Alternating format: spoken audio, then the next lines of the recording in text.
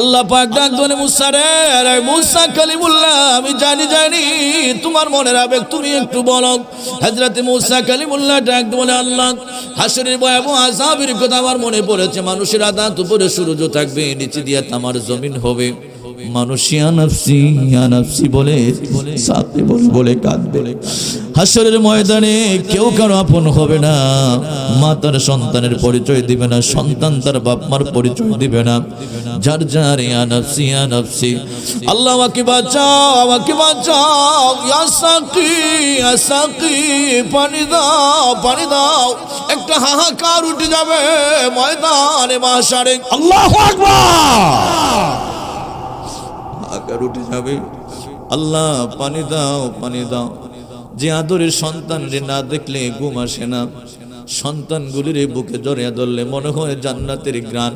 আর এটা জান্নাতের গ্রান। নবীজি বলছেন রিহুল আওলাদি ওয়া রিহুল জান্নাহ। নবীজি বলছেন সন্তানের গ্রান জান্নাতের গ্রান। আল্লাহু আকবার। কিন্তু কিয়ামতের ময়দানে এই সন্তানগুলিও কাজে আসবে না।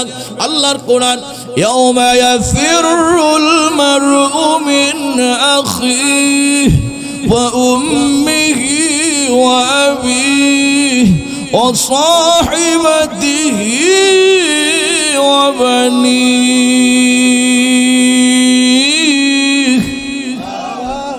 চিৎকার করে বলুন আল্লাহু আকবার। আল্লাহর নাম জপতে শরম নাই। আল্লাহ আমার রব, তিনি আমার সব। কথা বলেন ঠিক না বেটি? আল্লাহ আমার রব, এই রবি আমার সব। বলো আল্লাহ আমার রব, এই রবি আমার সব। দমে দমে তন মনে তারি অনুভব।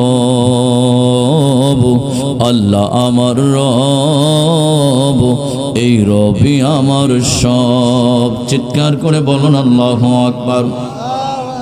আল্লাহ কোরআনে বলেন, ইয়াউমা ইয়াফিরুল মারউ মিন আখি ওয়া উম্মিহি ওয়া আবি ওয়া সাহিবাতিহি ওয়া বানিহি।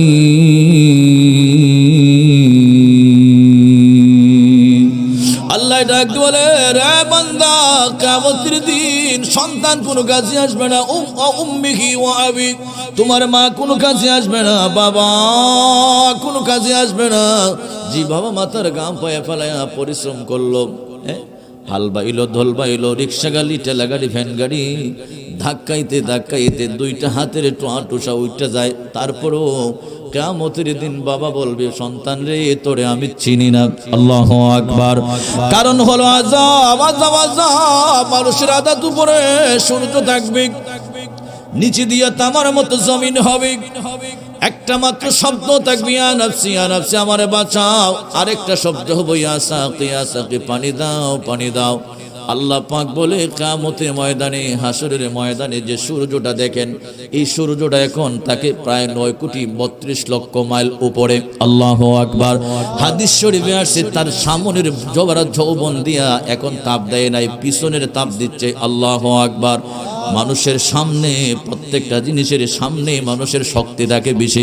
কথা বলেন ঠিক না বেঠিক? সূর্য তার সামনের তাপ দিচ্ছে না, পিছনের তাপ দিচ্ছে। কিয়ামতের ময়দানে মানুষের আদাত উপরে থাকবে, তাও তোমার সামনের তাপ দিবে। মানুষের মগজ টকবক করবে, ঘামের মধ্যে মানুষ সাঁতার কাটবে। নবীজি বলছেন, কেউ গাম হবে হাঁটু পর্যন্ত, কেউ গাম হবে কামর পর্যন্ত, কেউ গাম হবে গলা পর্যন্ত, কেউ গাম হবে কানের লতি পর্যন্ত। আমার নবী ডাকল, উম্মতের উম্মত, কেউ আবার গামের মধ্যে সাঁতার কাটবে। এইভাবে 50,000 বছর চলে যাবে। আল্লাহু আকবার। এইভাবে 50,000 বছর হাসরের মাঠে থাকতে হবে। নবী বলছেন, উম্মত রে উম্মত, যদি ঈমান আমল নিয়ে যেতে পারো, পাক্কা ঈমান যদি নিতে পারো, উম্মত তোমার জন্য হাসরের মাঠটা হবে 4 রাকাত নামাজের সময়। আল্লাহু আকবার।